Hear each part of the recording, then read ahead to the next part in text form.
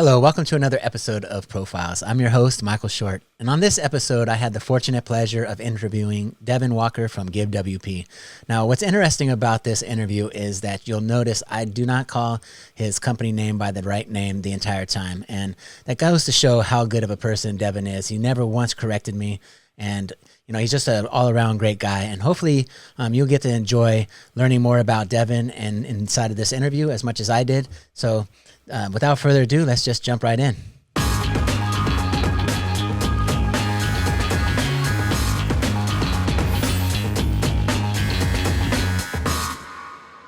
All right. Thanks, Devin, for joining me today. I look forward to learning more about you and what you're doing there over at WGive. So tell me a little bit more about how you got your start in WordPress.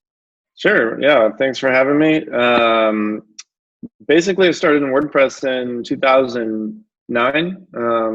Fresh out of college, I was doing some work in an IT department, and they wanted to build a couple websites. And at the time, we were looking at everything from Microsoft products to Drupal. Joomla was still a thing then, and WordPress. And when we evaluated all of them, we decided, hey, let's build one with Microsoft and one with WordPress. Let's see where we're going on it. And compared to the Microsoft products, so SharePoint at the time, 2007, and WordPress, which was pre 3.0, it was 2.5 or 6 or something. We had a much better experience with that. So I got to dive a little bit deeper into it, realized I really liked it, moved on from that IT position, which was a lot of kind of more large corporation work, to working at an agency in downtown San Diego, building a lot of restaurant websites, a lot of hospitality and fun creative websites, and all entirely on WordPress. So that was really great. And, seeing WordPress evolve, has been awesome as well. Custom post types totally changed how I built websites at that agency, and then dabbling into plugins, getting to know how those work and understand how to build them, really led me into learning or starting to build it on a commercial level. And so I did that. My first plugin was released in 2012 2012, I'm pretty sure, and it was basically to pull in reviews from various APIs. The most popular was Yelp, and display those on your website. So it goes really well with hospitality websites. Obviously you want to show that social proof. So that was the first free plugin I developed, and then eventually developed a pro version of it. And then from there, continuing doing agency work, working with a lot of nonprofits, moved on from that agency, started doing my own freelance work. And lo and behold, I started working with a lot of nonprofits. And that's where I found that, there wasn't really a good solution for them to accept donations, manage donors, and report on their income within WordPress without using something like Gravity Forms, which didn't have all that reporting. You can make forms good enough, but it was difficult to have a lot of those other features to WooCommerce, which had a lot of those features, but it was all geared to e-commerce. So kind of meshing those two worlds combined into GiveWP, which is our flagship product now. We released it in 2015. And so far, since then, it's been growing. And now we're close to 20 employees. And yeah, we're 70,000 active installs on WordPress.org, but I estimate that's going to tick over really soon here. And yeah, we have big plans for it this year. In 2020, we're going to be doing a lot of really cool things with it. Yeah, like tell us a little bit about first tell us what it does now, and then maybe what you have planned. Sure. So right now, when you install the plugin, of course, like WooCommerce, you have to connect your payment gateway that you want to use. Stripe and PayPal are the most popular and widely used. Authorize.net is very close behind that.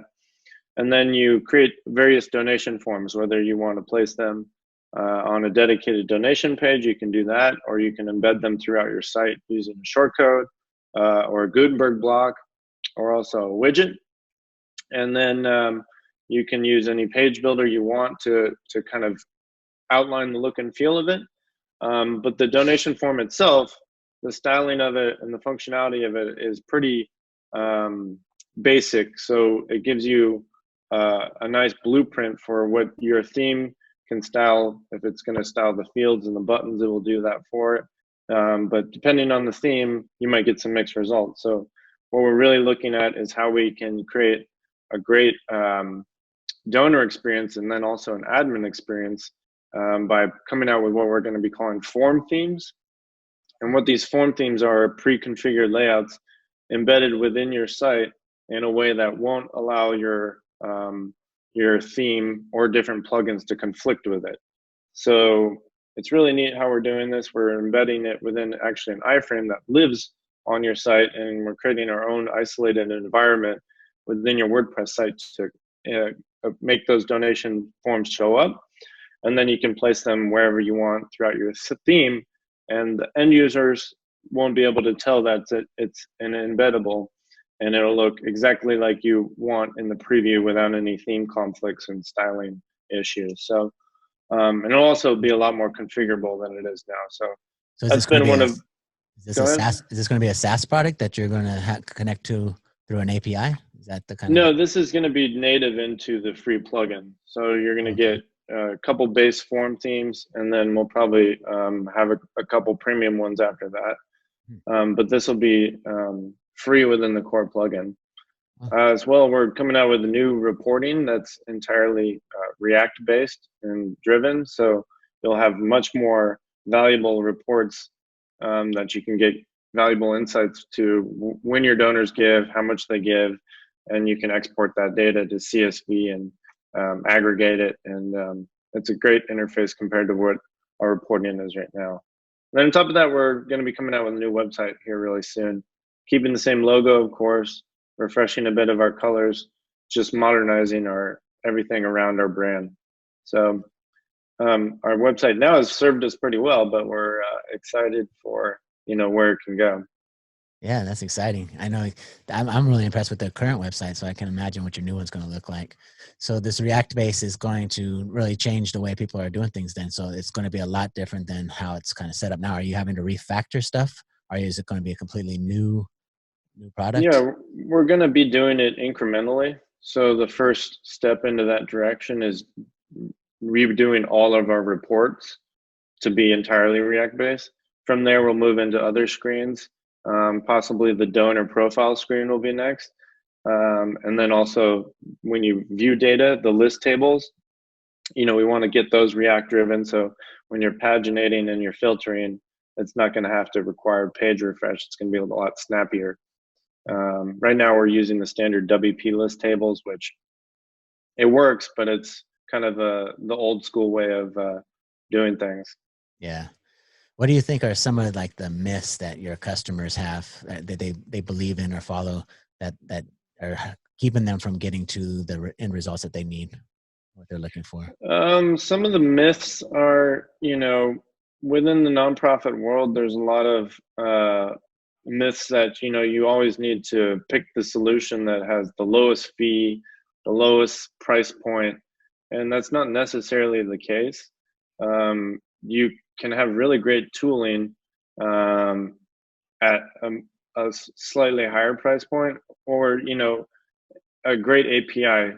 For instance, Stripe. It's one of the best payment providers, but we see a lot of our customers are attracted to some of these payment providers that offer even as low as 1.7% processing fees, which is less than a percentage compared to Stripe, but they're attracted to those solely based on that fee. But when you go in and you look at the API, you look at the interface that they give you to manage your payments, it's just night and day compared to if you were to go with Stripe. PayPal also, most nonprofits really want to use PayPal, but PayPal is quite difficult to work with on an API standpoint. From a donor's perspective, they do like it, but providing them easier solutions through Stripe with Google Pay, Apple Pay, and of course credit card can get you 90% of the way there. Nice. That's interesting, huh? So tell me, let's back up a step or two. Tell me, how did you get actually involved with the whole nonprofit space? Like, what led you down that course? Yeah, so when I left that agency in around 2011, 2012, I started freelancing. I got hooked up with another agency that was doing work for a lot of churches and a lot of nonprofits in the Midwest.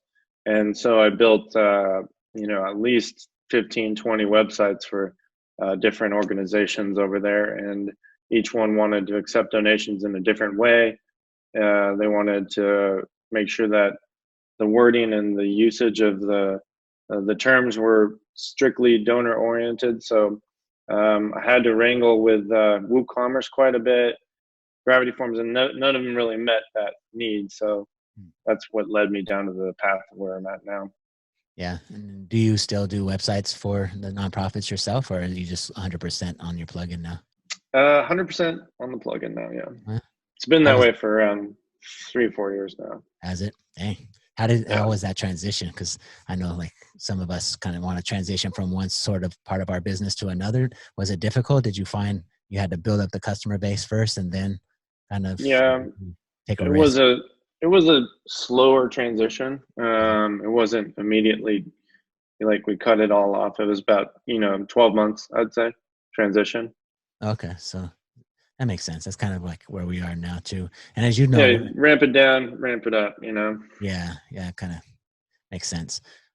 We talked about a little bit. I'm from the I promote the whole WAS space type of thing, and you showed it. For sure. That you had some interest in that. Tell us a little bit how you can see what you're doing fitting into that space, into a WAS. Yeah, so I was thinking about that a lot, and there's a lot of opportunity there to do specific like niche WASs for, let's just say, Little League softball. You could totally use our product and all the different great WordPress plugins out there to develop something specific to that niche, which would serve that purpose great. Then once it's built, you just have to go market it and bring the customer base in. But everything from that to color runs to just making it the tooling very specific to what these folks need, right? Obviously, with a WAS for a sports league or something, they would want scheduling. They would want some of these other features that you could serve them up. Whereas if I were to build a SaaS product on my own, I wouldn't really focus on that. I'd focus on the broader picture. So I think that's where a lot of the opportunity could be. And does your licensing with WP offer that opportunity for WAS owners now, or is that something that you guys have to work on? It does. I mean, you can definitely come out and talk to us. We have a great staff that will bring that to our attention. And, right now on our website, we have only a single site and up to 5 sites. But if you need more than that, you can contact us and we can certainly negotiate. Okay. So when you say 5 sites, that would be like 5 sub-sites include. Each one would right. act as its own, right? So yeah, unique domain. Yeah.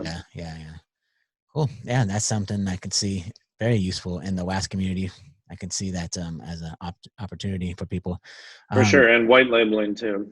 That's something we're going to come out with an extension for. It's pretty easy. We don't put branding everywhere in our product, but it'd be relatively easy to swap that out. Yeah, just kind of change out to your own. That makes, especially for a WAS, that makes more sense than having a bunch of tools. That's one of the things that we do is we create a bunch of different white label plugins, as you and I talked about before, because that's one of the things inside of a WAS you don't want. This doesn't make, to me, it doesn't make sense to have like Gravity Forms and WP Give and whoever you're actually using to show up on your customer sites. That'd just be overwhelming and confusing to them. So yeah, that'd be great. The one thing that comes to mind there is like, okay, we have a lot of in-plugin documentation links. Would you want to hide those or just recreate that on your own WAS documentation site? Those types of things are sort of fine, like you're giving the admin knowledge of it, but might be creating more support for yourself. But it's a fine balance there. Yeah, I can see how that might be different with your specific type of plugin, where it's more related to the business aspect of their company and they're going to be taking in money and that kind of stuff. It's going to be important that they have documentation. That makes a lot of sense. So maybe white labeling might not be the best bet in that one, unless there's a way that you can provide a white label branded experience across the entire board, but that would seem to be a very edge case that I don't know that'd be worth your guys' time or effort, huh? Yeah, you could probably make it so that when you install that white labeling plugin and they click on a link, it just pulls the content from that link and opens it in a modal, so they wouldn't even know. But that'd be a little next level. Yeah, that would be You very know. cool. So tell me what your plans are for your future. Do you plan on just sticking with WP Give, or do you guys think that you're going to be expanding into other plugins? Is that something you guys thought of? So we're definitely going to continue the majority of our focus on GiveWP, but Give WP. I'm sorry, I keep saying it backwards. I'm bad. no, it's fine. You can. They're interchangeable. I'm not a stickler on that. But we're going to come out with a SaaS product called GiveIO, which should be out in by late summer, as far as the MVP of that, and we'll be opening that up to some beta users in probably 3 to 5 months. Oh, no. And that's going to be integrated with GiveWP as well. So if you want to host your own database of donors and have that all processed on your own website, GiveWP is going to be the product for you. But if you want to, have the fastest and most React-based platform, you can do that through our SaaS platform, which will be a large focus on optimized for recurring donations. So getting you the most subscriptions possible, and it's set up in the way that is best practice for that. So we're really excited for that. That's using Stripe as well too. That sounds very interesting. Is it going to be anything that like you guys provide landing pages and things like that, where it's already kind of in the mix? Yeah. So you're going to have full landing pages where you can choose different styles of landing page. Cool. And then we're also going to have embeds where you can pull that into your website, whether it's WordPress website or Squarespace website or whatever you're using. Nice. And would they be able to do like CNAME where they can point their domain names to it and that kind of stuff, or give it their own? So that's a little bit more tricky with or vanity URLs. If you wanted like donate.mydomain.org then we're going to have that. It might not be the first MVP, right. But that's certainly something we thought about when we're building it. So we have the stack ready, so that will be something that we allow. It's probably going to be a little bit like more hand-holding. You need to contact us and we'll set that up for you and maybe charge you a little bit of a fee to get that set up. But that's definitely something that we've been thinking about. Oh, that's interesting. So we're talking end of the summer you'll be launching that? Yeah, that's the safe estimate, but I'm pushing to have that before then. Very cool. I imagine you guys got a good jump on it already then, because that stuff it takes quite a while to build. No, it does. It's expensive. Yeah, it is. I know.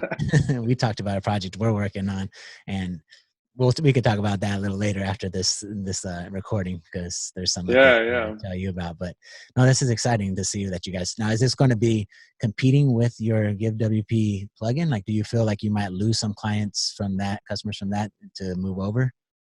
I wouldn't say competing. I would say giving them a different flavor. We're still going to have the same customers coming into the funnel, whether they choose this one or GiveIO.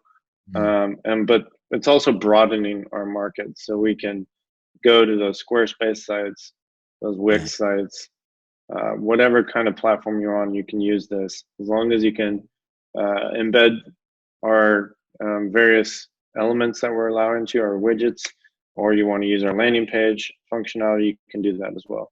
Cool. Now, do you have to make widgets for each of those platforms, or are you just talking an embed code that could drop in like they would? It's literally like an embed code. Yeah, you would get from, I don't know, Trustpilot has like popular ones you see everywhere. Cool. Man, you guys got a lot going on over there. So GiveWP, Give.io, and then what's next after that? Have you guys? I haven't thought about what's next after that. No, I mean, we're really focused on nonprofits and So about training, do you guys offer training perhaps? No, not really. Like, we have a customer success team. So if you purchase from us or you have any pre-sale questions, we're going to get on a phone call much like this. We're going to do a Zoom call. We're going to do a screen share, and we'll help you through like a half-hour training session. But there's nothing really formal as far as training. We have ebooks, but that's just more of a marketing thing too. But it has training in there as well. Yeah. No videos, nothing like that specifically. Definitely videos, but that's part of documentation. As far as like formal courses go, nothing really. Just mostly support stuff. Maybe we've looked at it. I'm good friends with Justin Fairman from LearnDash, so maybe we could use his software for something. Yeah, that'd be cool. And I also know you met Chris Badgett when we met up in Cobble Press from Lifter. Yeah, he's a good guy too, and I don't know which one to pick. I mean, I'm friends with both of them. make them come wrestle for it. Your business. There you go. No, I could totally. The reason I bring it up is like I'm in that training space now. We're working on WASCamp, and I could totally see how that works for you, though. Like how you can teach people what's the best way of going, because there's a lot of people that come into the space that may not know how the best way to market it, not just use your tools, but how do I get this out there so I can get the most donations or get the most people donating, that kind of thing. And I could absolutely see that working. Yeah, there's so many different areas to touch on there, from ensuring that you're promoting your cause the right way. Yeah. When somebody donates, what are the follow-ups you're giving? They're on a subscription. They want to know their money is going to a good place and how it's being spent. So telling them the stories about how you're using it, and it just goes on and on and on. Those things you can do, right? Yeah, totally. I could see that working out for you guys really well. Especially, I think that would go nice with the give.io, if you ask me. But that would be a really slick thing. And give.academy. I'm gonna go buy it right now so I can sell it to you guys. Oh, you're a good friend. I know. I'm always looking out for your best interest. I'll only charge you half price. Oh, great. No worries. I'm just messing. So anyways, yeah, that sounds like some really good stuff. Tell me a little bit about integrations perhaps that you guys integrate. Is there other tools in WordPress that specifically, since we don't have give.io, that you guys integrate with that might be of interest to the audience?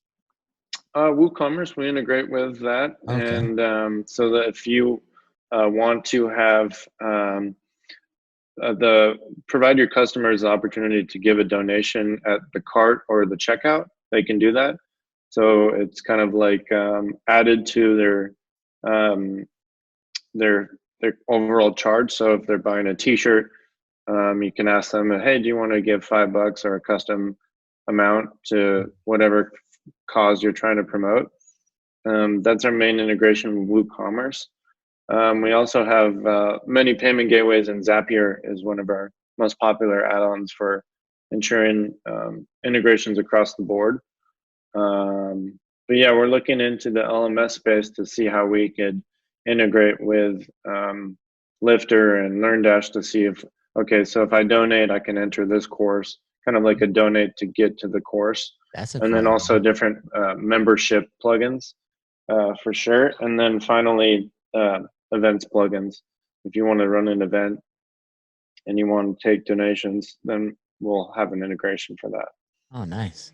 And then how about give.io? There going to be some integrations built into that, like let's say for their CRMs and things like that, where they're collecting that information and getting it into some sort of email marketing campaign? Absolutely. So we're going to have to integrate with the top ones, ActiveCampaign, HubSpot.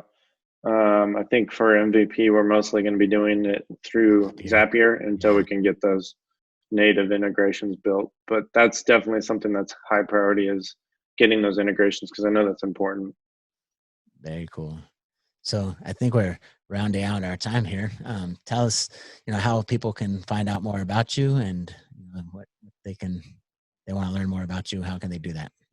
Sure. So you can check me out on my website, devin.org, and then also hit me up on Twitter. It's at interwebs. And yeah, that's mostly where I'm around. And I'm also in the awesome WAS Facebook group, and always creeping on that, seeing what you're doing new. So cool. And also don't forget givewp.com, right? Well, for sure. That's not me, but you can definitely check that out. Oh yeah. Very cool. Cool deal. Well, thanks for coming on today, and I appreciate your time, and I look forward to staying connected with you and all the Facebook groups and just in general. So thanks again. Absolutely. Thanks, Michael. Yeah, thank you.